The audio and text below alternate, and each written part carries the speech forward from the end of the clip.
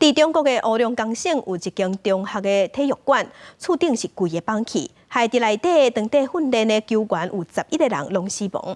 调查落去才发现讲，因为这个厝顶有囤真侪会蓄水的建材珍珠礁，因为最近当地咧落大雨，珍珠礁因为蓄水关系变甲真重，才会甲厝顶规个地甲放弃。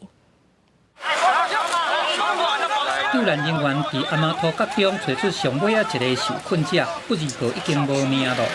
中国乌龙江西西哈尼市一间中学的体育馆，23迄天发生厝尾顶崩塌的事件。事当时伫馆内拢总有19个人，其中有4个人家己逃走出来，其他的15个人都掉伫咧内底。当局今日派出大批的救援人员来救援。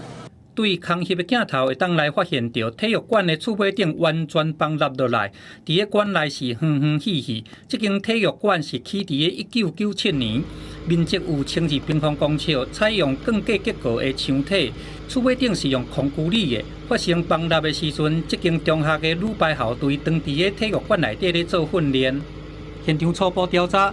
挖进体育馆教学大楼，伫个时间的过程中，亲像是违规甲保温隔音材料、珍珠拍照，甲蹲伫个体育馆的厝尾顶。地势甲最近小连续落雨，珍珠拍照吸收水分了后变甲真重，厝尾顶记载袂牢，才会崩落来，造成11个人罹难的悲剧。建筑公司的负责人已经去予警方甲拘留调查。公司新闻第1日。